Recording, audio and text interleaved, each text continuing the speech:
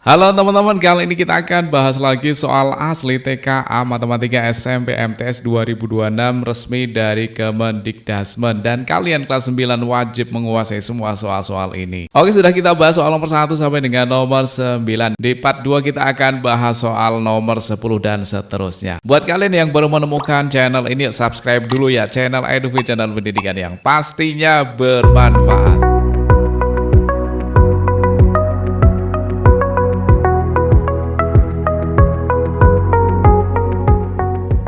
Oke, lanjut soal nomor 10. Pembayaran air PDAM setiap rumah berbeda-beda tergantung banyaknya pemakaian air. Biaya pemasangan awal adalah Rp800.000. Tarif pemakaian air berdasarkan banyak air yang digunakan dengan pemasangan awal dapat dilihat pada grafik berikut. Seseorang menghabiskan biaya Rp920.000 dalam 1 bulan pemakaian dengan pemasangan baru. Berdasarkan informasi tersebut, manakah di antara pernyataan berikut ini yang benar? Tentukan benar atau salah. Pernyataannya ada 3. Oke, sekarang kita cek dulu ya. Pernyataan yang pertama, jumlah pemakaian air mencapai 60 meter persegi. Benar atau salah? Oke, langkah pertama kita harus tahu dulu biaya ya. Biaya atau tarif pemakaian air per meter kubik ya, atau M⁻3. Nah, nilainya berapa?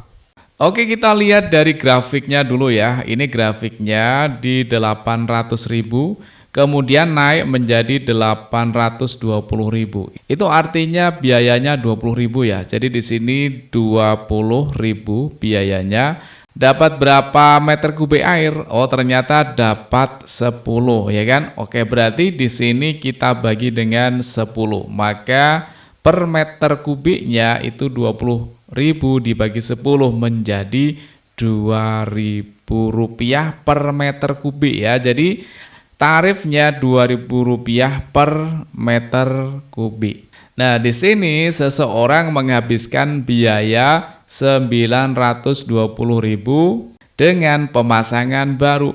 Padahal pemasangan awal atau baru itu nilainya Rp800.000. Berarti dikurangi ya, Rp920.000 kemudian dikurangi Rp800.000. Maka tarif atau biayanya itu Rp120.000. Nah, Rp120.000 ini dapat berapa meter kubik? Ya, kita bagi dengan per meter kubik itu kan dapat 2.000. Berarti dapatnya adalah Rp120.000 kemudian dibagi dengan 2.000. Maka nilainya sama dengan, kita sikat nolnya 3 atas bawah, 120 bagi 2 tinggal 60. Berarti 60 meter kubik. Ya, ternyata pernyataan yang pertama ini benar. Oke, sekarang kita cek pernyataan kedua. Orang tersebut akan menghabiskan biaya sebesar Rp120.000 jika tanpa pemasangan baru. Betul ya, jadi orang tersebut menghabiskan Rp120.000 jika dikurangi dengan pemasangan baru. Jadi pernyataan kedua benar. Sekarang ke pernyataan yang ketiga. Tarif dapat mencapai 1 juta jika pemakaian air kurang dari 90 meter kubik dengan pemasangan baru. Oke, kita hitung ya. Dengan pemasangan baru artinya pemasangan baru itu 800.000, kemudian ditambah dengan biaya untuk 90 meter kubik. Ya, berarti 90 kali biayanya ini 2.000 ya. Jadi 90 kali 2.000 itu sama dengan 180.000. Jadi biaya atau tarif pemakaian air 90 meter kubik itu adalah 180.000. Kalau kita jumlahkan itu 980.000. Ternyata belum sampai 1 juta. Ini katanya dapat mencapai 1 juta. Padahal di sini belum sampai 1 juta. Berarti pernyataan ini adalah pernyataan yang salah. Oke, kalau gitu jawabannya adalah benar-benar salah.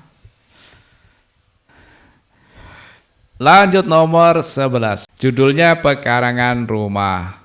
Ayunda mulai memanfaatkan lahan kosong di pekarangan rumahnya untuk menanam berbagai jenis tanaman. Setelah melihat tanamannya tumbuh subur, ia berencana untuk menanam pohon mangga di pekarangan tersebut. Berikut adalah peta pekarangan rumah Ayunda. Nah, ini petanya ya, lokasinya 1, 2, 3, 4. Dalam menentukan lokasi penanaman, Ayunda harus mempertimbangkan beberapa faktor penting, yaitu ketersediaan sinar matahari dan kualitas tanah. Berdasarkan beberapa faktor tersebut, Ayunda hanya akan menanam pohon mangga di lokasi 1, 3, dan 4. Hanya pada lahan yang masih kosong, belum ada tanaman lain di lokasi tersebut. Berdasarkan hal tersebut, pada koordinat mana sajakah Ayunda bisa menanam pohon mangga? Oke, yang pertama, Ayunda hanya akan menanam pohon mangga di lokasi 1, 3, dan 4. 1 itu berarti yang warnanya ini ya. Oke, berarti ini 1 bisa ditanam. Kemudian 3 itu warnanya hijau. Berarti yang di bawah kiri ini ya. Ini adalah yang ketiga, ini boleh. Kemudian yang keempat adalah warnanya biru. Biru itu berarti yang kanan bawah. Oke. Jadi untuk lokasi 2-nya tidak ditanam pohon mangga, berarti tidak boleh di yang kuning ini ya. Oke, kita cek yang pertama 9,-2. 9,-2 itu berarti ke kanannya 9 ya, berarti di sini ke kanannya 9. Kemudian ke bawahnya -2. Oke, berarti ketemunya di sini. Nah, di sini ini boleh ya, masih kosong dan juga dia di lokasi 4 itu boleh, maka bisa ditanam pohon mangga. Oke, yang kedua, -2,9. -2 itu artinya yang X-nya ini -2, berarti di sini kan. Kemudian 9 itu berarti ke atas. Nah, di sini titiknya. Boleh nggak di sini? Nggak boleh ya, karena lokasi 2 tidak ditanami pohon mangga, jadi tidak bisa ditanami. Kemudian yang ketiga, -9,-9. Berarti yang X-nya dulu -9 itu di sini. Kemudian Y-nya -9. Oke, berarti ketemunya di titik ini ya. Oh, ternyata sudah ada pohonnya. Ya, jadi nggak bisa ditanami karena sudah ada pohonnya kan. Maka dia tidak bisa. Oke, kalau gitu jawabannya adalah bisa, tidak, tidak. Lanjut, nomor 12. Diketahui pertidaksamaan sebagai berikut. 3x plus 17 kurang dari sama dengan 7-2x. Manakah garis bilangan yang menunjukkan himpunan penyelesaian dari pertidaksamaan tersebut?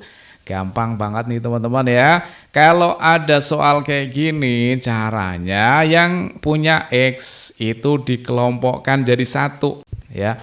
Awalnya kan di situ ada 3x, kemudian plus 17 kurang dari sama dengan 7-2x.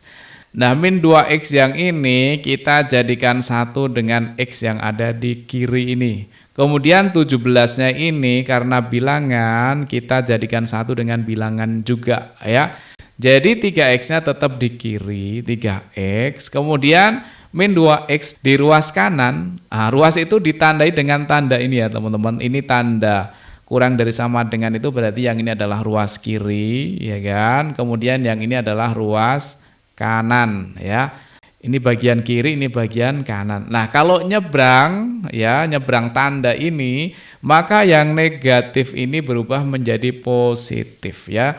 -2x menjadi plus 2x. Sedangkan tandanya tetap kurang dari sama dengan, kemudian 7-nya tetap 7 karena nggak pindah ruas. Kemudian di sini kan plus 17. Kalau pindah ruas jadinya minus 17. Positif menjadi negatif. Oke. Nah, sekarang 3x tambah 2x itu berarti boleh dijumlahkan karena masing-masing punya x ya. Jadinya adalah 5x. Kemudian kurang dari sama dengan 7 kurangi 17 itu negatif 10. Nah, di sini masing-masing kita bagi dengan 5. 5 bagi 5 dapat 1 atau tinggal x saja. Kurang dari sama dengan -10 bagi 5 itu dapat -2. Oke, ternyata di sini x-nya harus kurang dari sama dengan -2. Kurang dari itu berarti yang ke kiri. Di sini batasnya -2 ya. Oke, yang pertama ini sudah benar, batasnya -2. Ini batasnya 10 berarti salah. Ini batasnya -2 benar. Ini batasnya -2 benar. Cuman masalahnya di sini kan kurang dari. Kalau kurang dari itu berarti ke arah kiri. bukan ke arah kanan, berarti yang D ini salah. Nah, tinggal A sama C, yang benar yang mana? Kalau yang A itu lingkaran bulat penuh, yang C itu lingkaran kosong ya. Nah, di bagian sini itu ada garis bawahnya. Artinya kalau ada garis bawahnya berarti min 2-nya itu ikut. Jadi gambarnya adalah hitam penuh tidak berlubang ya. Jadi jawabannya adalah yang A. Kalau yang C itu nulisnya begini ya teman-teman. X kurang dari min 2. Nah, kalau kurang dari min 2 itu berarti seperti ini ya. Jadi tidak hitam penuh, tapi ada lubangnya ya. Oke. Kalau yang B ini berarti kalau kita tulis X-nya kurang dari negatif 10. Kalau yang D itu berarti X-nya lebih besar sama dengan min 2. Karena di sini hitamannya bulatan penuh ya. Oke, lanjut soal nomor 13. Judulnya jajanan tradisional. Jajanan tradisional merupakan makanan khas dari nenek moyang dan biasanya digunakan untuk acara atau tradisi. Seiring berjalannya waktu, jajanan tradisional bisa dijumpai dan ditemukan setiap hari, tidak hanya saat acara tertentu. Berikut merupakan harga jajanan tradisional kue putu mayang dan kue pancong yang dijual di sebuah bazar makanan. Keterangan untuk yang bungkusnya warnanya hijau ya, itu kue putu mayang, kemudian yang bungkusnya itu warna merah itu kue pancong.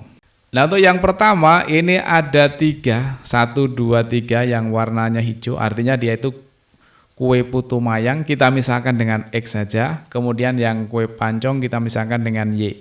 Maka di sini ada 3 kue putu mayang atau kita tulis 3X, kemudian ditambah dengan 2 kue pancong atau kita tulis menjadi 2Y sama dengan harganya. Harganya adalah ini 58.000 ya. Kita tulis di sini 58.000. Oke, sekarang yang kedua.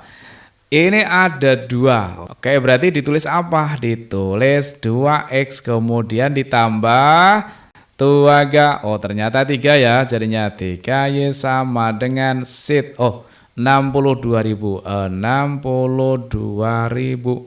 Yang ditanyakan apa sih? Yang ditanyakan adalah berapa harga 3 kotak kue putu mayang dan 1 kotak kue pancong. Berarti samaannya dengan 3X ditambah dengan 1 kotak kue pancong atau ditambah 1Y atau Y saja ya. Ini nilainya atau harganya berapa? Nah, berarti kita harus cari dulu nilai X dan Y-nya. Oke, caranya gimana? Caranya kita gunakan trik ELSA. ELSA. Apa itu ELSA? L itu eliminasi. Oke, sekarang kita eliminasi ya. Kita kalikan. Yang mau dieliminasi apanya sih? Yang mau dieliminasi misalkan Y-nya ya. Kalau yang mau dieliminasi Y-nya berarti angkanya ini harus dibuat sama. Cara mudahnya gini ya teman-teman. Yang atas ini kan angka 2, maka yang bawah kali 2. Kemudian yang bawah ini kan 3, maka yang atas kali 3. Jadi kebalikannya ya. Oke, sekarang yang atas ini masing-masing atau semuanya kali 3. 3X kali 3 berarti 9X ditambah 2Y kali 3 berarti 6Y sama dengan 58 kali 3. 8 kali 3 itu 24, nyimpen 2. 5 kali 3, 15 tambah 2 berarti 17. Tinggal tambah nolnya 3. Sut. Kemudian yang bawah kali 2 ya. 2X kali 2, 4X ditambah 3Y kali 2, 6Y sama dengan 62 kali 2, 124. Sut. Kemudian sud min. Oke. Yuk kita kurangkan sekarang ya. 9X dikurangi 4X itu adalah 5X. 6Y kurangi 6Y hilang. Nah, ini yang namanya eliminasi atau menghilangkan Y-nya. Nilainya sama dengan 74 kurangi 24 itu 50. Sama dengan 50.000. Oke. Itu nilai 5X. Nah, kalau nilai X-nya saja berarti masing-masing bagi 5 ya. 50.000 bagi 5 itu dapatnya 10.000. Nah, ini adalah harga kue putu mayang, itu 10.000 per kotak ya. Nah, untuk mencari harga kue pancong, kita lakukan SA ya. S itu adalah substitusi. Berarti substitusi itu X-nya di sini. Di sini kan ada X ya, baik di atas sama bawah itu ada X. Maka X yang atas atau bawah ini kita ganti dengan 10.000. Bebas ya, mau masuk ke atas boleh, ke bawah boleh. Nanti hasilnya sama. Oke, kita masukkan ke bawah ya. Jadi posisi X di sini kita ganti dengan 10.000. Sehingga menjadi 2 kali 10.000 itu 20.000. Ya, 20.000 itu didapat dari 2 kali 10.000. Kemudian ditambah dengan 3Y sama dengan 62.000. 3Y sama dengan 20.000 kalau pindah ruas jadinya min 20.000. Jadinya 62.000 kurangi 20.000 itu 42.000. Maka Y-nya sama dengan 42 dibagi 3. Yaitu 14 ya. Jadi 14.000. Maka harga kue pancongnya adalah 14.000. Nah, di sini yang ditanyakan adalah 3X, berarti 3 kali 10.000 itu berarti 30.000 ya kan. Kemudian ditambah 1Y, Y-nya 14.000, 14.000. 30 tambah 14 berarti 44.000. Jadi jawabannya adalah yang C. Oh ya, A tadi itu artinya adalah aplikasi ya. Aplikasi itu ya kita aplikasikan ke salah satu persamaan ini, oke? Oke, kita lanjut soal nomor 14. Suatu kompleks X memiliki kebiasaan membuat pagar rumah dengan desain yang unik. Hampir seluruh warga kompleks X menyusun pagar membentuk pola barisan. Desain pagar rumah tersebut disusun menggunakan 2 jenis batu bata. Ini batu ya, bukan baru ya. Yang jika dari depan batu bata tersebut berbentuk segitiga dan persegi panjang. Batu bata tersebut disusun membentuk pola seperti gambar di bawah. Jika ingin dibuat pagar dengan 10 tingkat satuan batu bata, berapakah jumlah total batu bata, baik segitiga maupun persegi panjang, yang ada pada tingkat ke-10 dari pagar tersebut? Oke, di sini yang ditanyakan adalah pada tingkat ke-10 ya. Oke, di sini kita hitung manual aja. Kita tulis ya 1, 2, 3, 4, 5, 6, 7, 8, 9, 10. Ini yang ditanyakan di sini. Yang ditanyakan apa sih? Yang ditanyakan adalah berapakah jumlah total batu bata, baik segitiga maupun persegi panjang. Oke, sekarang kita cek di tingkat yang pertama. Tingkat yang pertama ini butuh 1, 2, 3. Oke, berarti di sini butuh 3. Kemudian tingkat yang kedua butuh berapa sih? 1, 2, 3, 4, 5, butuh 5. Kemudian pola yang ketiga butuh 1, 2, 3, 4, 5, 6, 7, butuh 7. Nah, dari sini kita tahu polanya ya. Polanya adalah ini selalu ditambah 2, ditambah 2. Atau bilangan ganjil ya. 7 tambah 2, 9, tambah 2, 11, tambah 2, 13, tambah 2, 15, tambah 2, 17, tambah 2, 19, tambah 2, 21. Jadi pada pola ke-10 dibutuhkan 21 batu bata, baik itu bentuknya persegi panjang maupun segitiga. Jadi totalnya 21. Oke, lanjut soal nomor 15. Nah, untuk nomor 15 ini masih sama soalnya dengan nomor 14 ya. Hanya saja bedanya di sini ya. 2 pagar yang sama persis dengan masing-masing memiliki 9 tingkat akan dibangun, tetapi hanya ada persediaan sebanyak 60 batu bata segitiga dan 80 batu bata persegi panjang. Apakah jumlah kedua jenis batu bata tersebut cukup untuk membuat kedua pagar? Pernyataan 1, diperlukan tambahan 15 batu bata segitiga. Oke, langsung aja kita bahas ya teman-teman, tenang aja ini. Ini memiliki berapa tingkat? Memiliki 9 tingkat. Berarti kita tulis dari 1 sampai 9 ya. 1, 2, 3, 4, 5, 6, 7, 8, 9. Stop. Kalau ini sendiri-sendiri ya, di sini ada segitiga dan juga ada persegi panjang. Oke, kita simbolkan yang segitiga, kemudian persegi panjang. Yuk kita cek ya. Untuk yang segitiga tingkat 1 itu hanya ada 1. Kemudian tingkat 2 ada 2, ya kan? Kemudian tingkat 3 ada 3. Oke, berarti sesuai tingkatannya ya untuk segitiganya. Maka untuk tingkat 4 berarti ada 4, ada 5, ada 6, ada 7, ada 8, ada 9. Oke, sekarang kita cek yang persegi panjang. Persegi panjang tingkat 1 ada 2, tingkat 1 ada 2. Kemudian tingkat 2 ada 1, 2, 3, ada 3. Kemudian tingkat yang ketiga ada 1, 2, 3, 4, ada 4.